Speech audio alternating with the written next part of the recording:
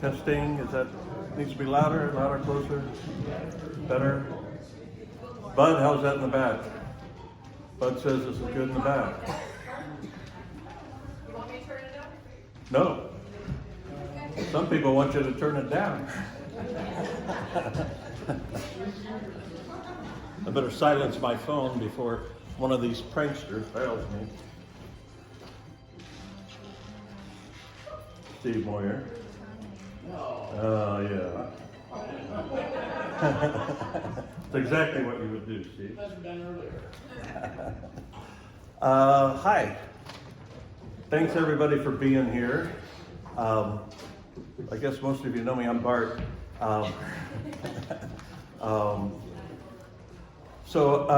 Bruce Heatwell told me last night that the Methodists were having an extra long celebration at church today, the 130th anniversary of their sanctuary over there. So I decided I was having a hard time deciding, should I hurry up before they get out or should I wait until they get out?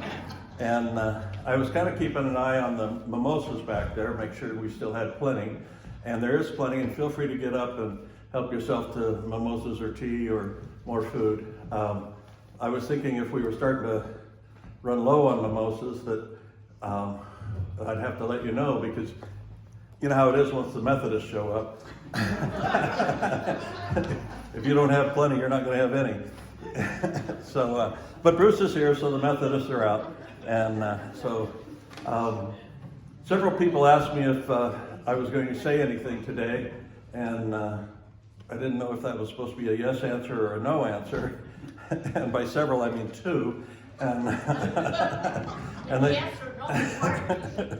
So I took it as a request, whether it was intended that way or not. But it only seems appropriate to share some memories about Mom and all. And obviously, this is designed to be an informal gathering and just a chance for people to get to visit with people maybe they haven't seen in a long time, and all of that. So it's going quite well. I was happy with the volume of conversation in the room and all that, and I apologize for interrupting it, but I probably won't go on too long. I only have a little bit to talk about.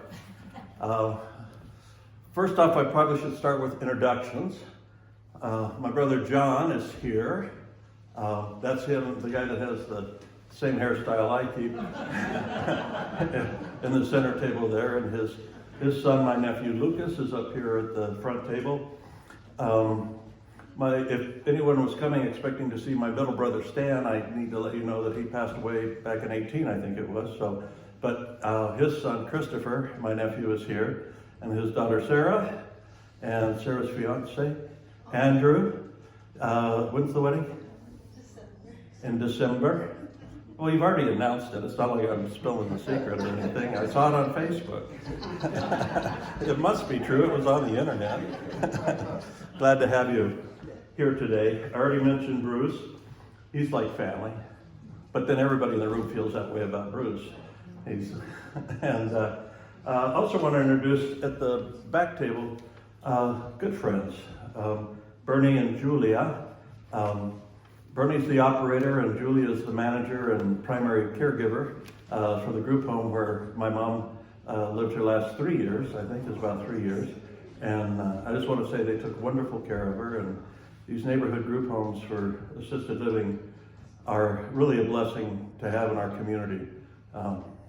They keep our loved ones in a home-like environment, and they get good care, and they're reasonable, and it's just the best way, I think, to do it. I always promised my parents they'd be taken care of. I didn't promise them I would do it myself. So having Bernie and Julie available has been a blessing. So a little about Mom and our family. So Mom was born in 1933 and in Okemah, Oklahoma, and the Depression started in 32, so she'd be considered a Depression-era baby. It certainly affected her mom as an adult a lot more, I think, psychologically. There was a whole generation, Depression generation, that lived very frugally, and they knew what hardship was, and they didn't want to go through it again, and they counted their blessings, and And so Mom was born, as I said, in 44. In 33. In about 1940 or so, Mom was around 7, 8, is when they moved to Glendale, Arizona. And they moved into a home in Catlin Court, but on the east side of the elementary school. So the west side was more the business class, and the east side was more the working class. And so they moved in on that side. The mom went to Glendale Grammar School, which became Unit 1. When they built the second school, they had to name it Unit 1 and Unit 2 to differentiate, and then later it became Landmark.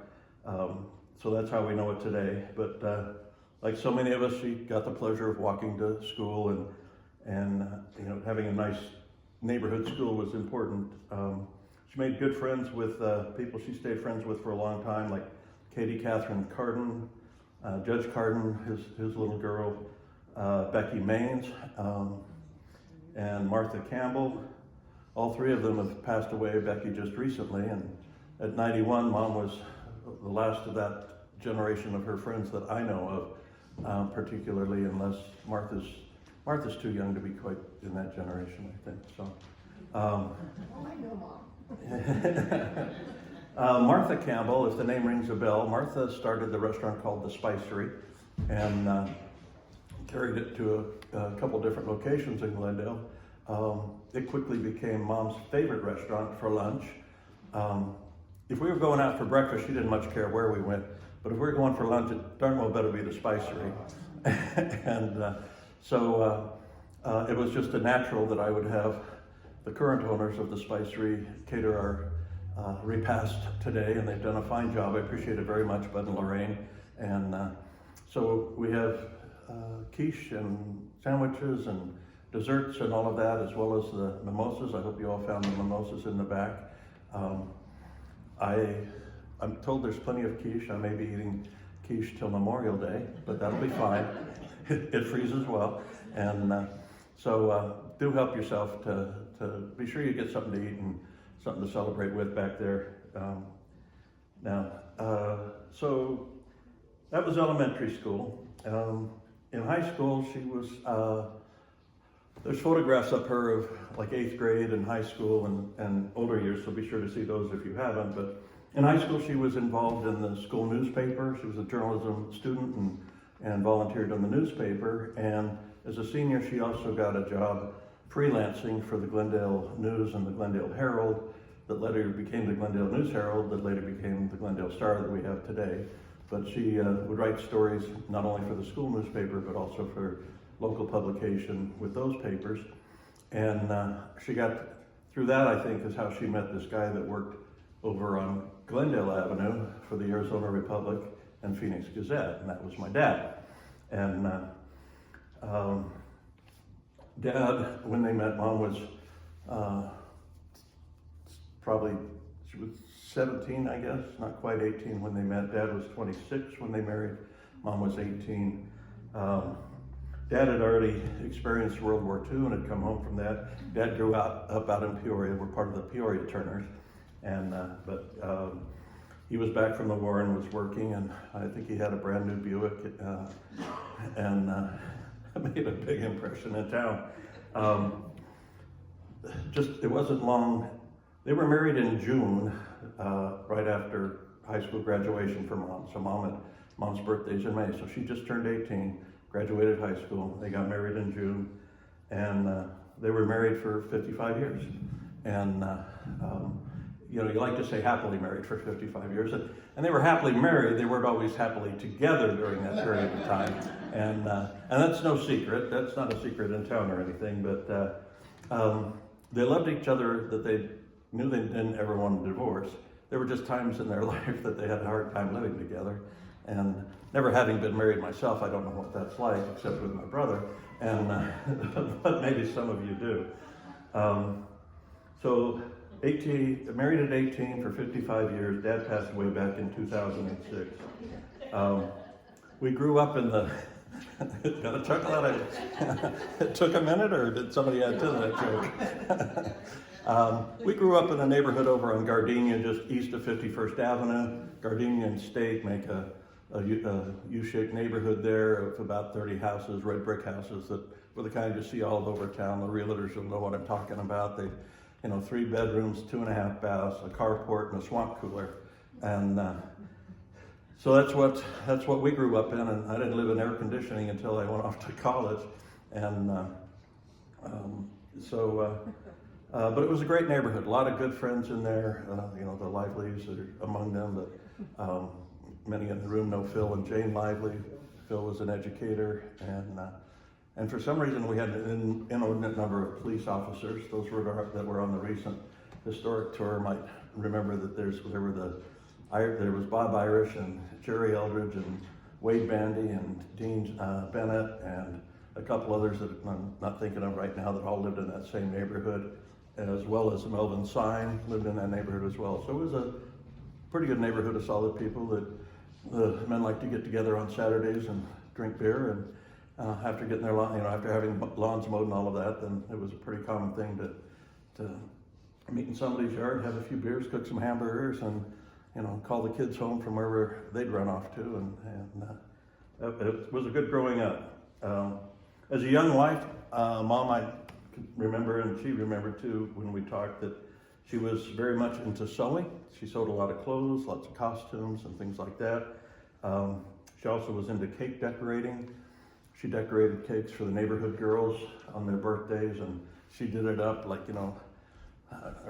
one of the girls was telling me about her birthday cake one year was a Barbie doll, and the cake was shaped in a dome that was the skirt around it and all fully decorated out, and she still remembers that. Mom made cakes for the scouts. She was a den mother, and all the 3 boys were in scouting, and so when we graduated from one level to another in scouts and had one of those promotion ceremonies, there'd always be a big sheet cake with the scouting symbol and all of that on it. So just part of what we remember about her.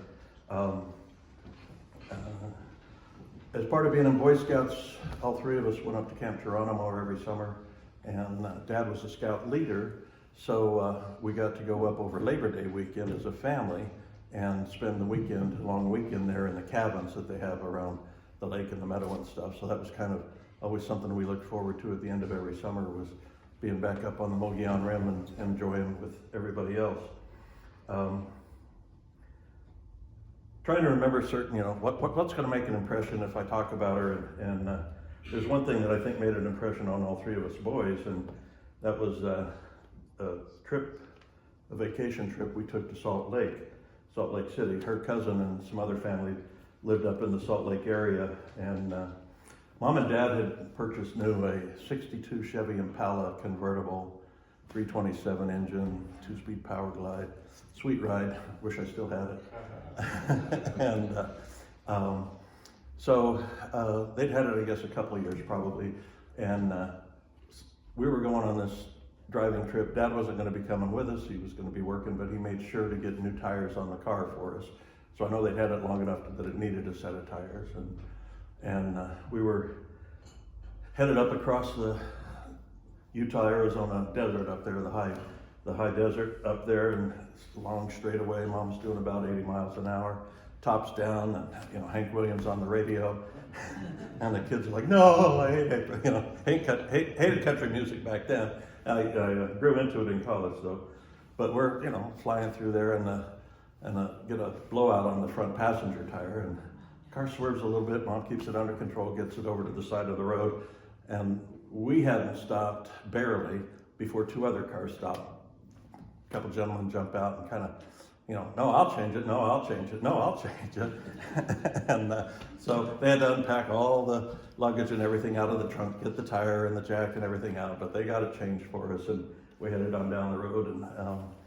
And I guess Dad had neglected to tell her you don't do 80 miles an hour in the hot desert on retreads. But we got home after the long trip. That was on the way up. The ride home was pretty interesting too. So there's Mom, and the 3 of us were fighting over the other seats. If we stopped to take a break, then it was a race back to the car for who would get the front seat. And for some reason, as we were leaving Salt Lake, she spotted a milk can. And she just knew she had to have that milk can at home. So, and by milk can, I mean this one. Not one like this, but this one. And so it went, I think that one went in the back seat behind her, the driver's seat. Well, then coming down the road, there's two more.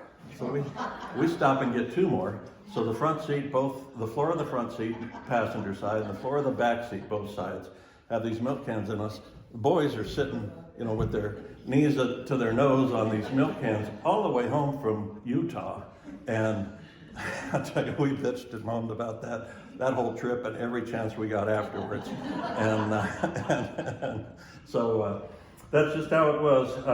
When Mom saw something she wanted, there wasn't anything that was going to keep her from getting it. She worked as a telephone operator, and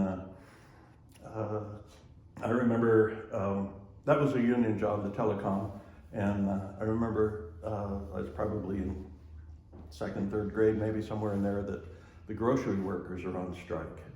And it was winter time, and she'd come home from work, it was dark, and she saw the men picketing over at El Rancho at the time, there at 51st and Glendale. So she came home and she got out the biggest pot we had, a big stew pot, and heated up, put all the instant milk. We often had the powdered milk at home, and so she reconstituted that and put in a bunch of chocolate, the kind that comes in a can, tastes really bitter. Because if you got the sweet kind, we would always eat it, but that we'd leave alone. So that and a bunch of sugar. But anyway, long story short, she made hot chocolate and got cups and mugs, and I went with her, and she drove back down to the line where the men were on strike and served them all hot chocolate. And obviously it made a big impression on me, and I hope I never lose that memory and the feeling of, what it brought me to be part of be a bystander, supporting people that were sticking up for their rights and taking on the man, But a fond memory of mine. Many people today mentioned even that they were surprised that Mom had her doctorate degree. She earned her doctorate in parapsychology.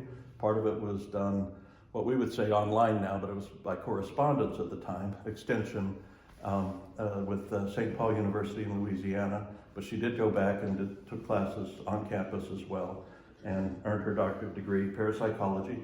She was into, she practiced and taught astrology and dream analysis, hypnosis. She helped lots of people lose weight and quit smoking through hypnosis. Going through her things a few years ago, trying to consolidate the collection of generations, I came across some letters bound together that were from people that she had helped, that had written to her, thanking her for the help that they'd received through the therapy that she was practicing. And she was an ordained minister and did some preaching at times. She was ordained through Unity Church, and the same one, it was over at 12th and Northern, or 7th and Northern, and now they're way out at 32nd Street and Greenway, but same church. And she taught in the adult education department at Maricopa Community College for a long time, doing the astrology and the dream analysis and that sort of thing, teaching people. She was a longtime member right here at the Glendale Women's Club. We've got a plaque up here recognizing her 25 years, and I think she's was a member a few years longer than that, but so a longtime member here. She was a longtime member of the Glendale Garden Club, and got tons of photographs from meeting at our house and the houses of the other ladies. I'll admit they were all ladies, but she was also one who got the Garden Club. The Garden Club was a spin-off, in essence, of the Women's Club, which is one of the great things about the Women's Club. They've helped start many other organizations. But she got the Garden Club out to Saguaro Ranch, in essence, before it was a park. The city had purchased it, but didn't have any money to put into it. And it was all overgrown. It had been overgrown for a couple of decades, probably. So the Garden Club went out there and trimmed back trees and palm tree fronds and did tons and tons of cleanup, and got some of the men and their tractors to come out and level the land better for irrigation and all of that, and did a lot of cleanup. So it was just convince the city that the community did care enough about it, that the city ought to prioritize protecting it and restoring it. Downtown preservation was one of her passions. She was active in the citizen group that was doing input into getting downtown Glendale to be more pedestrian friendly with the canopies and the turn of the century look, and especially the tree selection, ash trees and Chinese pistache. They change color in the fall and can present the kind of beautiful fall that Midwesterners are used to, and Glendale really is a Midwestern community just deposited, 1,000 miles farther from Chicago than was originally where our settlers were from, and keeping that walking environment downtown. She played a role as a watchdog on the city council and watched a lot of council meetings and workshops, and never hesitated to have any input, to provide her input, to give guidance. And I see Bruce smiling big. I'm sure he'd heard from her on more than one occasion. I remember one of the groups that she helped start was called Keep Glendale Green, because Glendale, the city, was threatening to get rid of the flood irrigation in the downtown area, and they weren't having it, and it's still there today, so they were successful. She also helped to develop the Voling Stockholm Humanitarian Award. Some in the room will maybe remember that. There was an organization that doesn't exist now that made that award for many years, probably 15 or so years, to some unsung hero in the city that had, the kind of person that volunteers and does good by people and doesn't, they don't get paid for it, they don't get recognized, but we wanted to search those people out and to give them the recognition they deserve. So Voling Stockholm was a mentor of my mother's, a friend of Mom's parents, my grandparents, and Voling was exactly that kind of person, and that's why they chose her to carry the name, and it chose her name to be on it. So that was another accomplishment of Mom's. She loved entertaining at home. She had over 14 different sets of dishes, lots of crystal. Candlewick was her favorite, her favorite dish design. It's a clear glass with little beads all the way around the edge, and there's plates and cups and saucers and butter dishes and vases and champagnes, and it's just like, it's like, and I was never very fond of it, but I started pricing it out lately, and I'm getting more fond by the minute.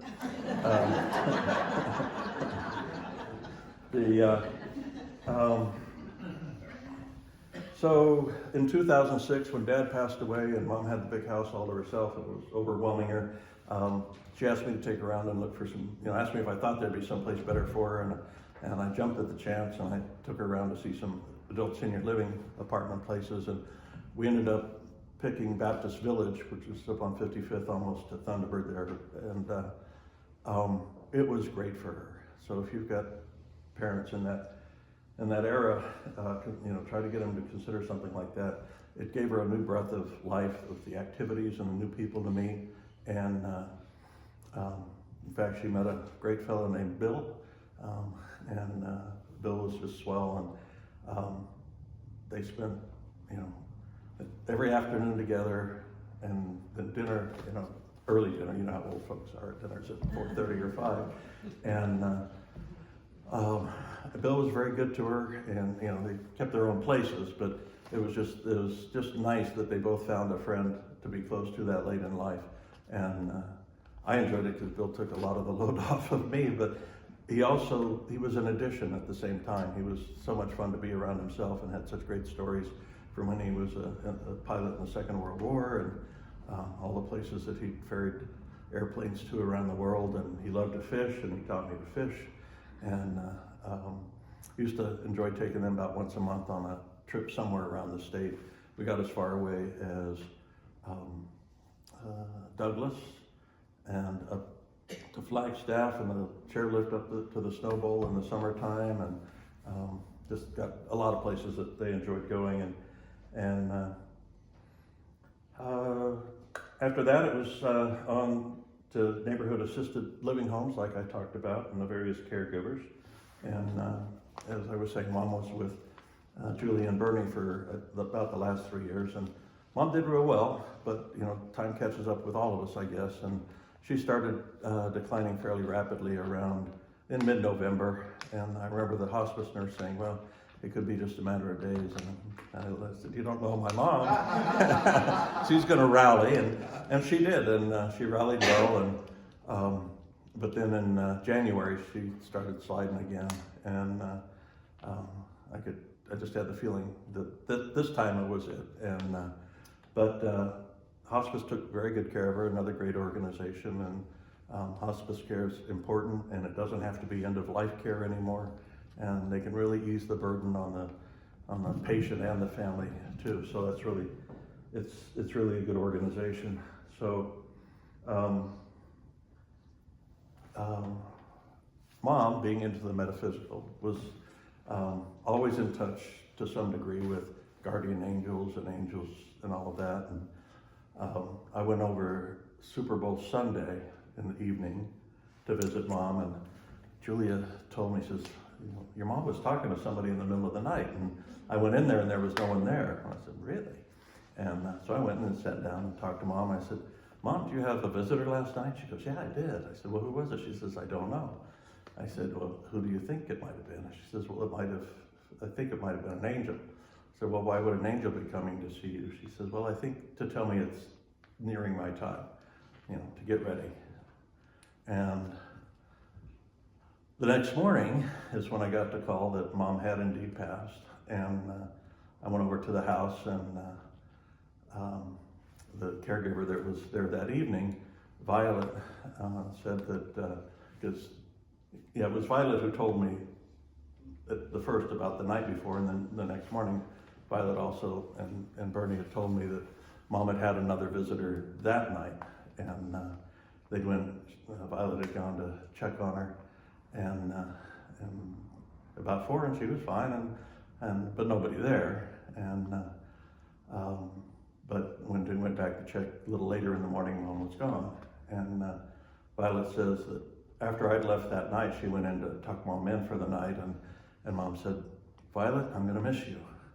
And of course that made Violet tear right up just to tell me about it. But that's the amazing, it's a few things. One, it's there's a lot of things I don't believe in. I'm not sure how much I believe in angels, but I believe in them to a degree, especially when it comes to children and old people that tell you stories that they would otherwise either not know anything about or have any reason to lie.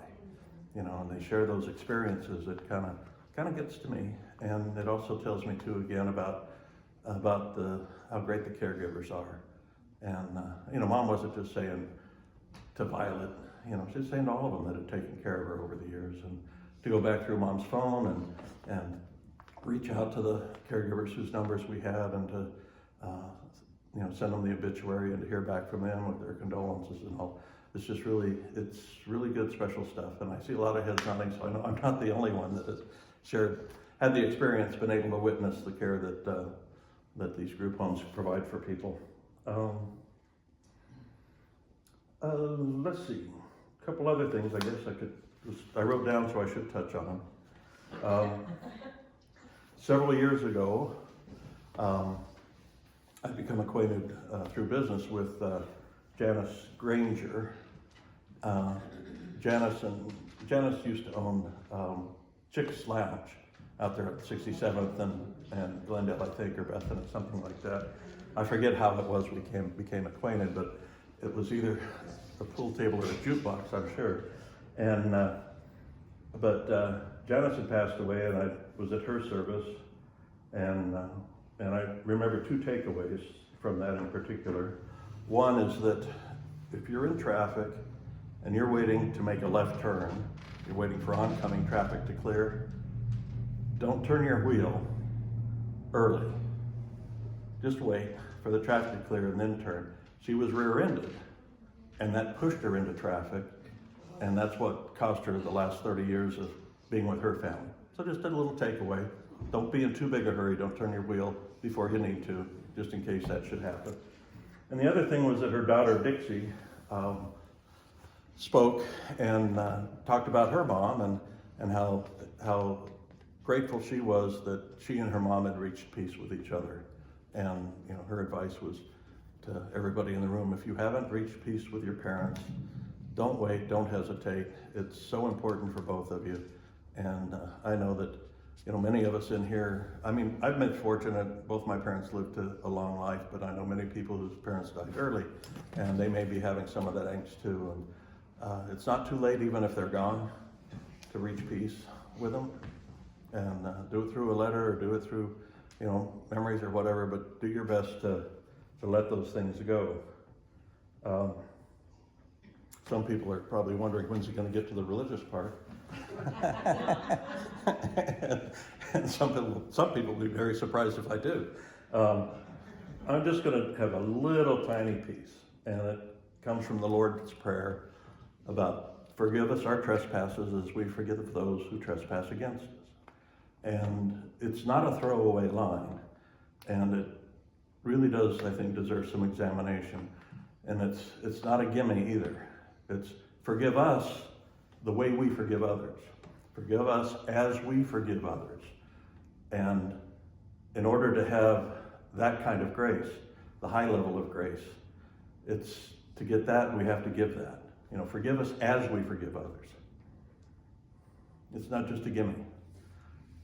The more powerfully, the more completely we give, forgive others, then that's what we're asking for. And that's probably all I'm going to say about that. Oh, but not. And when you're busy forgiving others, don't hesitate to forgive yourself. Mom wasn't a perfect mother. She never thought she was, and we talked about it a fair amount. I wasn't, believe it or not, a perfect son. I know. Shocked, I'm sure. Quit laughing over there. But so forgive yourselves if you have to forgive ourselves. We're not perfect, and we make mistakes in our family, we make mistakes in our love lives, and our every relationship we have, we make mistakes in.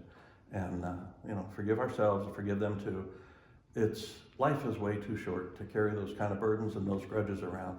And how many people do you know that are carrying a grudge against somebody that's even forgot they've existed? It's like, who you hurting with that one? The only person you're causing to lose joy in life is yourself. So that's where I'm going to end, I think. Just to want to say that Mom was happy. She was ready to go, had been ready to go for years. Didn't fight it, didn't resist it. Morphine's awesome. No, but she was definitely very ready to go and was welcoming it. I would say Mom lived a life of her own design, okay? She certainly did lots of things that lots of moms do, but she also, she lived on her own edge as well.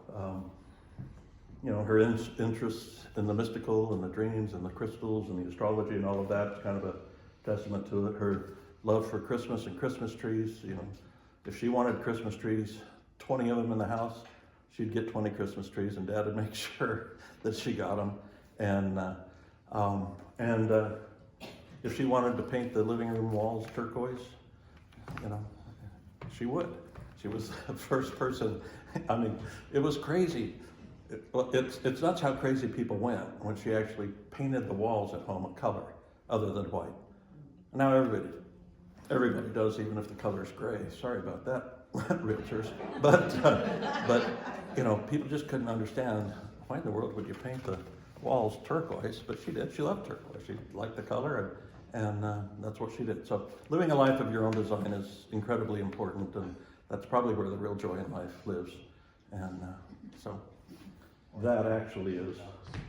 I already joked about the Methodists, and the other thing I would say is, if she had a favorite song, I would say it was Corina Corina, if you know that song. And no, it's not queued up to play right now, but if you hear it, think of my mom, and maybe we'll talk Alexis into playing it for us a little bit later. But that was her big one, and it's the one I hear that always makes me think of her, the way that Girl from Ipanema makes me think of my dad. But awesome for you all to be here. Sorry if I put you in a bummer mood. There's still plenty of mimosas and food, and we've still got 15 minutes on the clock. Thanks.